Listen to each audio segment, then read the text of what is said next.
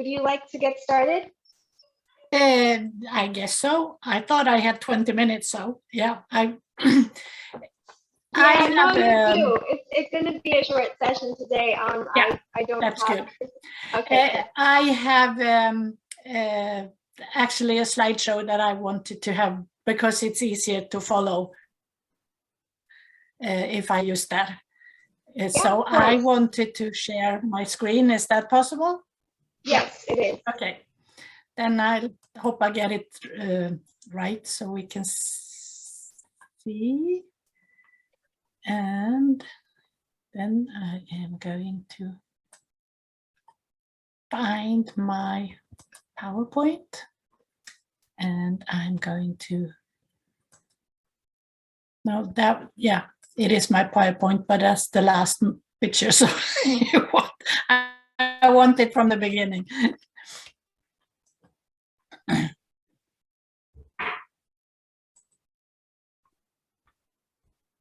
I'm just going to take off that. Okay. Thank you for the opportunity to share my knowledge and things around that in this group. I know you are all knowledgeable in this subject too, but so I was thinking, what shall I present? How shall I make this a good thing? And so I thought, okay, I will not go into details, but more the overview of how I see stress and how I think about taking care of it. And then, so it will be a kind of an overview. And I can't have, since we only have this short time, it's not possible to go into all the details in all of them. But I hope this will give you some good information, even if it's not in the most details. And I just wanted first to talk about who I am, why people should listen to me, or why believe in what I'm saying and why I do it. I am a medical doctor in Sweden. I've been working for more than 30 years in primary care, first line care, where all the people come and you have to divide them into to all other places. I have in the last 10 years been working more with stress management. I'll come back to that in a minute. I've written 2 books, Take Stress from Chaos to Calm, and which is a workbook where you work for 6 months with a guy in a business. And the other one is my de-stress diary, and that's 52 tips, 1 tip for each week for a year. So if you do small changes in a year, you get a happier life, hopefully less stressed. I do speaking and I do mentoring, as you know. That's why I'm in this program. Let's see if I can. Here we go. Do you see the next slide now? Yes, we do. Mm-hmm. Yeah, just because one time I was in a presenting and the slides didn't. They were on the first slide all the time and nobody said anything. And it didn't work. I don't know, there was something wrong with the system that time, but it was really odd. In the end, somebody just said, well, we only see the first slide. So I want to make everything's working great. Yeah, I haven't done 2 TEDx talks, one in Berks and one on San Juan Island. And you find those, if you want to listen to them, on YouTube, TEDx, and search for Annika Sörensen. No, this is the way. So who am I as behind the curtain, so to say? I am, like I said, I come from Sweden. I have 3 beautiful daughters. I have 1 beautiful granddaughter, and I have a hubby. You see them on the photo. And this is 2 years ago. So the little one, she is 5 today. So she's standing on her own. And my husband has a busy time taking care of all his girls. There's a lot of girl power in my family. Like I said, I'm a doctor, and just because I am a doctor, I'm not, you can still get into tragedies and bad things, even if you are a doctor. And I have a story of 2 dear people in my life that died right when I was taking my exam, and that has formed me in my in my work as a doctor, and also as a human being, of course. Because first I lost my brother. He was 31 years old. He had schizophrenia for 10 years, and he committed suicide. And 1 week later, our firstborn daughter, who then was 10 weeks old, she died. She had a very severe genetic illness. So I lost those 2 people right when I was going to start working. And that, of course, has formed my life. It was really, really tough. And I got help, but it's hard. You don't really know what help you're going to need. And since I was a medical student, people were kind of a little bit scared of talking to me, because they thought I knew things just because I was a doctor, but I didn't really. Anyway, I got out of it. When people started to talk to me about being a victim, I realized I am not a victim. I do need to figure out. And I have been working, and I think I've been a fairly good doctor, because I've seen the troubles that people have had. So anyway, I worked on, and then we got the other girls, and with the family, with the family, small kids and full-time work as a doctor, it was really hectic. So I took a course in stress management, and that's when I realized that this was what I was aimed for, and what I was good at, and what I wanted to help my patients with, so that they would not need to become patients, because there is no, it's much easier to live your life without having to be a patient and care for things yourself. So I took a deeper dive into those stories. So no, that was the wrong direction. Now we're going this way. So stress and stress management is my favorite subject. And it is not all the things that we think it is. Most people think it's the long to-do list. It's not. It's a biological reaction in your body when the demands are higher than your ability. It can be too many things, the long list. It can be one thing, but it's too hard for you. You don't really know what to do, and your stress system starts working. Or it can be that you have nothing to do, because if we don't feel that we have any value, that can also be very stressful, because we are herd animals, we need each other. And the way we function, and this is what I then been studying later on in my years, is that we were formed as we are today about 200,000 years ago, give or take. And you can call us the version 1.0, when we were formed as the people we are today, and the environment was also 1.0. We were on the savanna in the caves, we fought animals and other dangers. We slept and rested, we ate, and we made babies. That was what was needed to survive as a species. That's what animals do. And we also got one tool that was really, really good for us, and that's the ability to move and the connection between movement and our thinking, so that when we were running away from the animal, we actually ran the right way and got the best, so that we weren't eaten, also that we could fight in the best way, because otherwise we would have been extinct. And so that's a very good tool that we have.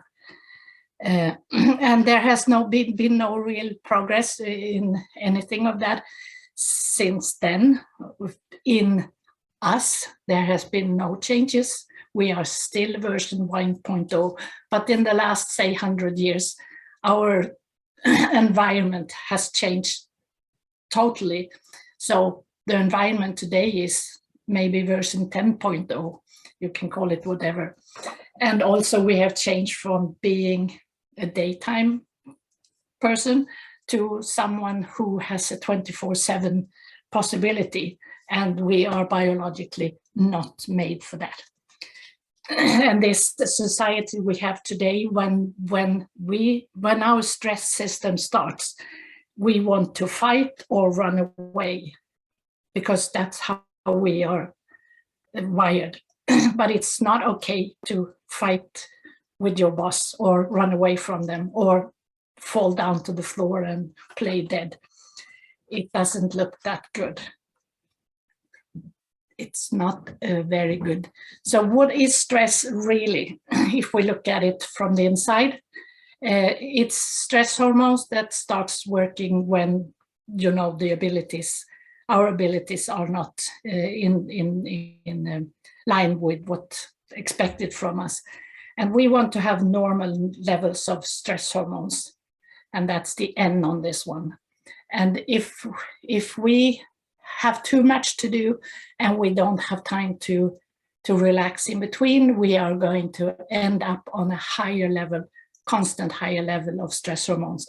And that's where we start getting all these symptoms like shaky and headaches and stomach ache, and you get slow, you do all false, you have to redo things, and you get feeling of overwhelm. And if it continues, you also have the risk of getting all those physical illnesses, because one of the stress hormones is cortisol, and that has a bad effect on us, on the cardiovascular system, and diabetes, hypertension, heart disease, stroke, all of these things, you are at risk if you stay up on that level. And also depression, if you see it on the brain.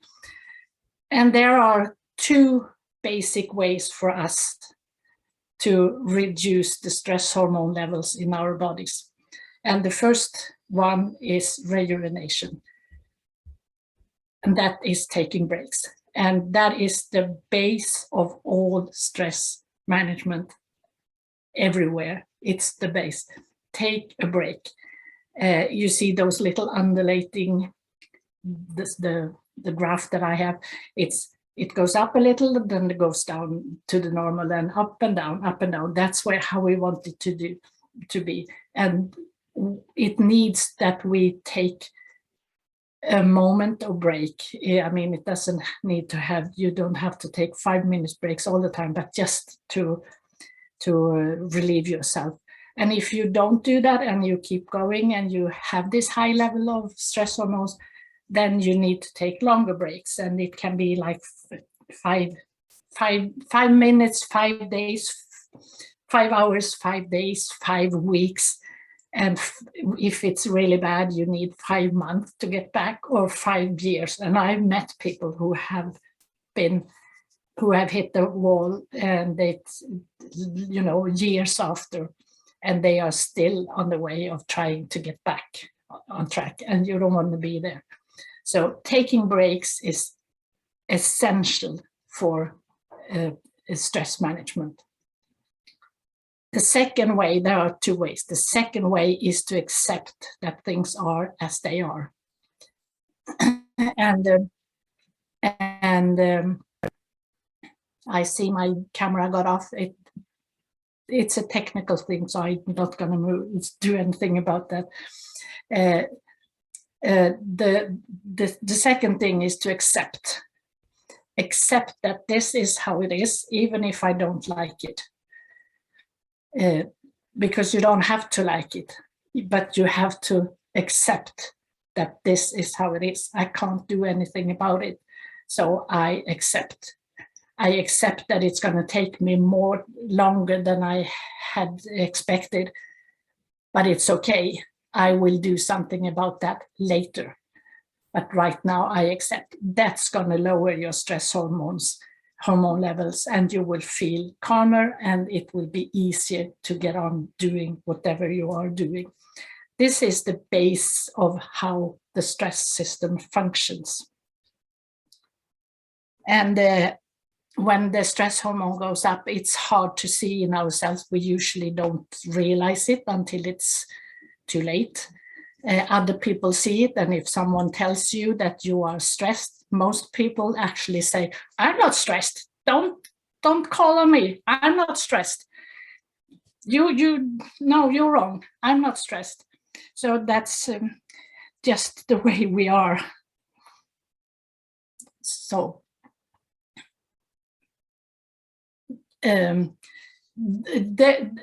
when I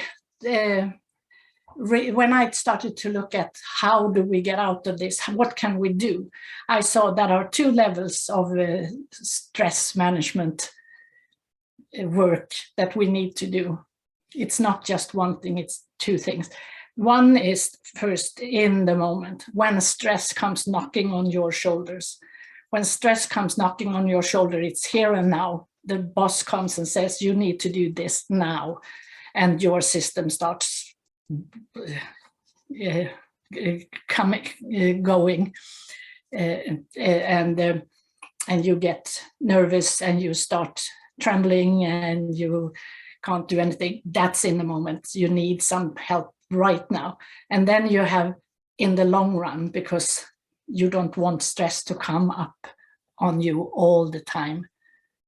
And if we look at in the moment, that is getting into the now that I talked about before. You have to get back in to take that break now. And the three most effective tools that I use are breathing, taking a deep breath or a few deep breaths, and letting your shoulders down. That's the best one. And everyone is breathing. Everyone has lungs. You do have to breathe, so you might as well use it as a tool, not just normal breathing. The second thing is moving your body. And like I said before, we got this very specific tool from back then, 200,000 years ago, the connection between your brain and you're moving your body. So you will start thinking a little easier. So start moving, whatever, just jump up and down, and it will be easier to think. It will kind of release your brain a moment. And then the third thing is what I use is mini meditation. Let's see if I can get it going again. Maybe it will stay there. A mini meditation where you say a kind word frequently to yourself in a slow pace. I use the word release. So they release, release, release. We can talk a lot about this. These are all for free. They cost nothing. You have a question, Victoria? Yes. What's the difference between mini meditation and normal meditation for you? Well, mini meditation is just using it a minute or two. And normally, from what I have not been in a meditation school kind of, but what I understand is that then you use it for longer times. This is just a way to get your mind on track again, off the problem. Okay, thank you, Annika. So, and this is the knocking on your shoulder right here and now. And then we have in the long run, the stress management things that you need to do in the long run, and that takes a lifetime. And why does it take a lifetime? Because this is part of our basic biology, and we have that until we die.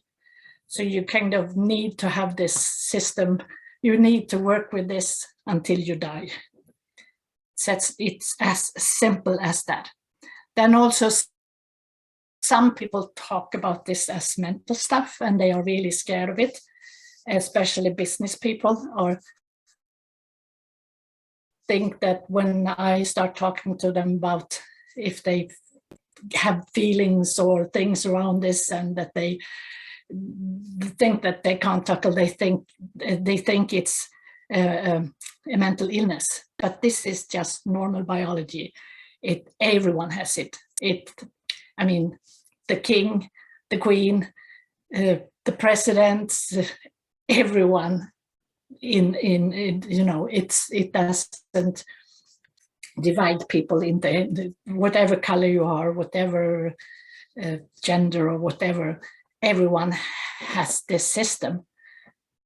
So it's not a mental illness, it's just a part of our natural biology. And it's easier if you understand that and accept that. And also what I always teach is there are no real quick fixes because this is part of our biology. And if it was, if those quick fixes would work, they would have shown that by now, but they don't. They cost money, you know, apps, gadgets, drinks, pills, whatever people buy, they mostly sidetrack you. We have all those things that I talked about before within ourselves. It doesn't cost a thing. You don't have to buy it. You don't have to go for it anywhere. You just have to learn to use yourself as a tool, and you can stay calm. So quick fixes are a sidetrack. So that is the first step, is to realize that we actually have a system. We have it's a biology thing that we have with us. The second thing, when you do want to get out of the hamster wheel, it is you have to get energy, and you can't buy energy, and you can't get it from someone else. And if you are when you are stressed out, you are using all your energy to keep on moving in the hamster wheel, because it takes, you don't really have enough energy to get out of it, because it costs more energy when you are trying to get out of the hamster wheel. You don't have that, so it's easier to do the same, because you know how to do it, even if it's not the most efficient thing. And to get energy, we do have 3 very efficient tools. We have sleeping, eating, and exercising. And those don't cost any money either. I mean, of course, you can put a lot of money in exercise tools and stuff, but you don't need that. You don't have to have it. In just ordinary good food, and fix your sleeping so that you the body needs regularity. It wants sleeping, eating, and exercising on a regular basis. We have our head full of internal clocks. We got those when we were born. And this system, or the knowledge about them, even got the Nobel Prize in 2017. And we have clocks for so many things in our body, and that's why we have this morning and evening and all those, you know, we do need to go to sleep, and we do get hungry and all those things. And when those clocks are out of rhythm, that's when we don't feel well. And then there is a fourth thing that we actually do need to feel well and feel energized, and that is human connections. We are herd animals, so we do need that. So first thing, you need to realize you want to do something about your life. Then you need to get the energy, and this is how you get the energy. And we can, let's see, compare ourselves to biology, and just to help you understand how important this is. We are animals, we are biology, and if you have like flowers, they need a good soil so that they will bloom. If they have a bad soil, or empty soil, kind of, they will not be nice big flowers. And we are the same. Our body is the soil, and we need to have good food to take good care of that, and that's where our life can bloom. And it's all for free. Don't have to buy a thing. And when we then talk about the stress moments, those moments that come that we need to fix in the moment, they come depending on what life we live. They come at a regular basis, and the real long-term version of reducing those is to make changes, because if we do the same, we will get the same. So if we want another life, we need to change our habits to do something else. And oops. And then we come to the base, and that is the things outside your body, and that's the platform in which where you have your life. And that's everything outside your body, work, more work, money, network, free time, anything. But still, don't get me wrong, because this is still internal work inside your brain, managing and dealing with the outside world. The body doesn't do anything without you deciding on it. It's still work up here, but it's things that you have to manage, not in your body for your feelings, but outside your body, so that it can be. And if you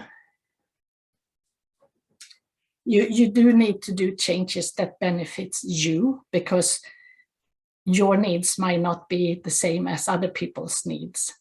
But when you do change, then your world will change with you, and your surrounding might change with you, or they might say, we don't like it.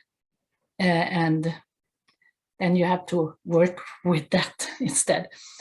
A quick recap on what those three things or levels that I think is important. Then that's the brain. You have to decide you want to do this. The body, you have to get your body in a good shape with sleep, eat, and exercise, and friendship, and then all the things on the outside that you want to change, to see what life do I want to live. And when I work with that, I work with something that I call a virtual helicopter ride. I have my clients to take a helicopter ride over their life, and they dump everything on a paper. You write plus and minus of if it's good, if it's bad, or where you want to be, and then you find the gap. And from there, you can make a plan on what can I change that actually is going to bring me a better life, a life that I want, a healthier and more energized, and so on. And let's see, what we usually think when we think that we're going to change things, most people say, okay, I have to work harder, I have to work faster, I have to skip the breaks because they take so much time. Or then you have these gadgets and quick fixes that so many people are rely on, and just cost money and energy and time. So what we need is to, we work on this potential that we have, and we have to raise that potential if we can't get any further. So you have to do that by taking care of yourself, good care of yourself. And then you do the changes, and you need to do changes that you want, not what people around you say that you need or want or should have. It's about what you want and what you're gonna do with your life. And sometimes, or during this last years,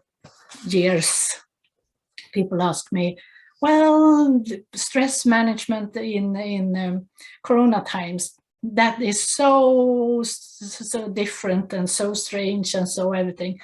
And I actually say, no, it's not different. It's the same advice. You just have to take it more seriously. If change is not in your hand, then you have to accept. Like I said before, you have to accept. Because right now, the overall Corona situation is not in your hands. But how you think about it, that's in your hands. And like I said, Corona stress management is not different. It's just so much more acceptance. And the more restrictions you have in your society, the more important to dig deep on what you can do in your life, what you can control or what you can't control. And if you focus on what you can't control, you will soon fall into the black hole of despair, because we do get what we focus on. So focus on what you can do. And the virus will not go away because we want it to. We have to accept that and use this time in a good way and to care for ourselves. There is no secret formula to get out of this. This is just stress management is at a higher level. You have to be more take it more seriously. And then the summary of all this is that when you are less stressed and focused on your goals, then peace of mind, clarity, creativity, and productivity comes as a natural part of your workday. This is what I do when I work with my clients. And of course, I go deep into all of these levels that I've talked about. But this was the overview, a summary, or whatever you would call it. Now let's see if I can get out of this. Stop sharing. There you go. There you go. Hey, Annika, first of all, thank you so much. And one of the things you were talking about just struck home like a lightning bolt to me. A whole bunch of years ago, I was getting a haircut, and my barber said, "Boy, you're under stress." And just like you said, I said, "No, I'm not." And he took a mirror and he showed me the back of my head, and he says, "Alopecia, this little bald spot," he says, "that only comes from stress. You're under stress." And then he finished giving me my haircut. And then, so after I went home and I thought about it, I thought, son of a gun, I am. So I quit my job, and life is good. So yeah, sometimes like you said, we go in denial. So thank you, appreciate that. We definitely go into denial. We want to be better than we are. We want to see ourselves as successful people, and we stick our head in the sand because it's so much easier. Everyone does, so it's natural. Got it. Thank you. Thank you. Any more questions? I think Gina would like to add. I'm sorry, before you start, Gina, can you hear me better? Yes. Or is it the same? Oh, it's better? better. Okay. Awesome. Perfect. Okay, Annika, I've got two questions for you. First, about the mini meditation word. Does it matter what word you choose, or can it just be something that's like meaningful to you that sort of makes you happy? What are you looking for with the word? The only thing I think is important is that it's a positive word, something that you feel is good. I learned this by a big guru, and he said release, and that felt good, and I think it's like for me, so I just use that. From what I understand, you can use any word as long as it's positive for you. Okay. If I told you my word, you would laugh, but but it's a positive word for me. Okay, and my second question has to do with that internal sleeping clock you're mentioning, or the internal clock. What can you do? I have some kind of internal clock that does not allow me to sleep more than 3 hours at a stretch. Seriously, it doesn't matter what time I go to bed, what I've done before, 3 hours, boom, I'm wide awake, anytime, day or night. So how do you reset your body clock so you can sleep more than, 3 hours? It's just kind of tiring. I don't know if I have a quick fix for that. It's more of, it's more of your total situation, and sleeping is a big subject in itself. So it's like I wish I could full sleep. course in just how to get all those things together for your to kind of shut down your brain in a good way. That would be a miracle. Yeah, no, seriously, it's 3 hours at a stretch, and I'm such a light sleeper. If any noise, any light, anything, I'm like sleeping on the very edge of being awake anyway. So even during that 3 hours, if anything happens, I'm wide awake. It's ridiculous. So I spent half my life kind of going, oh God, I'm so tired because I don't sleep. Yeah, usually. How are you not grumpy? I would be grumpy every day, all the time. Oh, well, because I can pull myself together while I'm on camera. So all the time you're not on camera, then you're grumpy, right? right? I'm like, oh my God, yeah. If I'm not on camera, I'm kind of like, yeah. Well, I don't have a quick answer, but I would rather think about more of a sleeping school for you to. This is a long-term work to get the sleep together. Yeah, thanks. And it's different in different ages. We have different needs in different ages also. Michelle, would you like to add something? Yes, but sorry, thank you, Annika. But my hand was as an answer for Gina. Yeah, just go ahead. Quick something, and I will not get into the answer. It's just that I'm an osteopath, and we work in an integrative health center. And if you just want to reach out, I can give you tips on what might help. Just that's it. But thank you. Thanks. Thank you both. That's kind of you. Thank you. So, any more? I think the one of the most impactful things when I met Dr. Sörensen and we started talking was when she said, people, when you get under stress, you put in more time and more energy. You don't take the break, and that makes it significantly worse. And as I've lived through for most of my life, and it was. You feel that when you do take the break that you're cheating the job, or you're getting lazy, or whatever the case might be, and then that adds on top the guilt on top of the other stuff, and this thing continues to spiral until something not good occurs.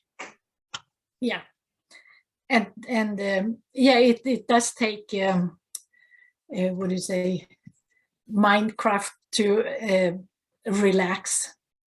To actually do relax.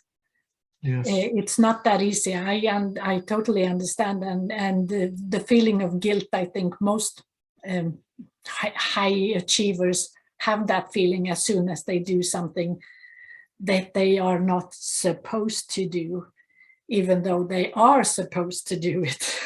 Exactly. Because they really need it. and it's a process, and you have to get used to it. Absolutely. And that's why you have mentors. That's why you have mentors or coaches helping you to actually practice, and be assured that you are actually okay. Absolutely. Thank you. Okay, is there anybody else that would like to ask something to Dr. Annika or comment? Yes, Anna? Yes, I'd like to comment on, I think it was so good that you mentioned this, how movement is good for the brain, because often when we are in stress, we are not really good at solving the problem. We cannot even see the problem. And I think that is also part of why we are going into denial. And then we cannot solve the problem with our mind, but by moving the body, I mean, the problem kind of solves itself. So I think that's a very, very good point. We cannot solve everything by thinking, finding solutions with the mind. We have to use the body as well. Yeah, and there is, I mean, today we know that when you move your body and your muscles, your brain cell structure gets cleared again. So your movement kind of moves your nerve cells in your brain. Sounds crazy, but I think it sounds like magic. It sounds like magic, yeah. So moving your body, jumping up and down, walking around your desk, whatever, very simple things. And you can also see, sometimes you can see people sit like this. That's also a part of people trying to get rid of their stress by rolling their thumbs, things, small things, but it's still part of the same system. Thank you. Thank you very much for your participation. I really love the message that you give us, Annika, because it's just like going back to basics. The solution can be very simple. So, and the body is like a machine. It's wonderful how it works and how it connects internally. So, yeah. And if anyone has questions afterwards, feel free to reach out. I'm here to answer. Thank you very much. Do you have a question, Bill, or? Okay, before everybody goes, since I now have a better internet connection and you can hear me, I'm going to repeat very fast the things that I said before. I just wanted to let you know that next week, Robert will be joining us again. He couldn't join us this week, unfortunately. I shared some links in the chat box of the posts that we made this week. I'm going to share them again if you ever have a time to read, to catch up. We appreciate all of your help with commenting, liking. It really does make a difference. Next week, we're going to have another member, Crystal Barrow. And if you would like to participate in these 20-minute sessions that was actually more than 20 minutes, but that's no issue, just let me know and we can see if there's a slot in September and October. We would really love to have you share your insights with us on a topic of your preference. So that would be it. If there's any questions, please let me know. If not, I wish everybody a wonderful weekend and I'm happy to see you guys next week. Yeah. Okay, thank you everybody for joining us and thank you, Dr. Annika. Thank you. Bye. Bye-bye.